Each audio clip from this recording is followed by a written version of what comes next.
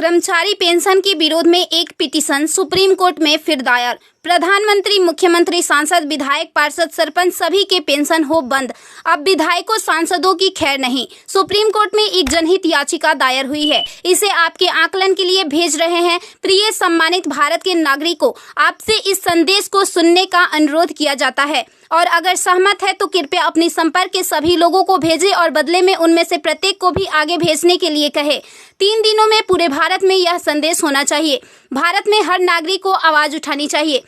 2018 का सुधार अधिनियम। सांसदों को पेंशन नहीं मिलनी चाहिए क्योंकि राजनीति कोई नौकरी या रोजगार नहीं बल्कि एक निःशुल्क सेवा है।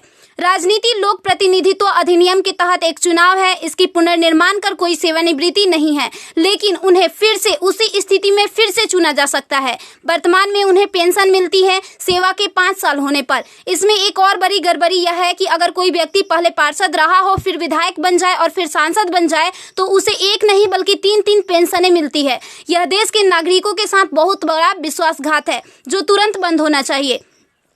केंद्रीय वेतन आयोग के साथ संसद सदस्यों, सांसदों का वेतन भत्ता संशोधित किया जाना चाहिए और इनको इनकम टैक्स के दायरे में लाया जाए।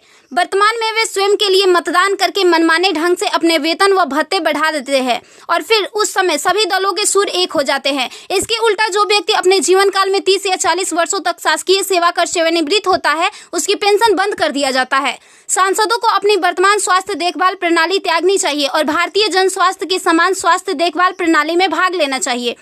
इलाज विदेश में नहीं, भारत में होना चाहिए। इनका अगर विदेश में करवाना है तो अपने खर्च से करवाए, अन्यथा मर जाए। मुफ्त छूट राशन, बिजली, पानी, फोन बिल जैसी सभी रियायत समाप्त होनी चाहिए। वे न केवल ऐसी बहुत सी रियायतें प्राप्त करते हैं बल्कि वे नियमित रूप से इसे बढ़ाते भी रहे हैं। अपराधी नेताओं को चुनाव लड़ने से रोका जाए। संदिग्ध व्यक्तियों के साथ दंडित रिकॉर्ड, आपराधिक आरोप और दृढ़ संकल्प अतीत या वर्तमान को संसद से प्रतिबंधित किया जाना चाहिए। कार्यालय में राजनेताओं के कारण होने वाली वित्तीय हानि उनके परिवारों, नामांकित व्यक्तियों, संपत्तियों से वसूल की जानी चाहिए। सांसदों को भी सामान्य भारतीय लोगों पर लागू सभी कानूनों का समान रूप से पालन करना चाहिए।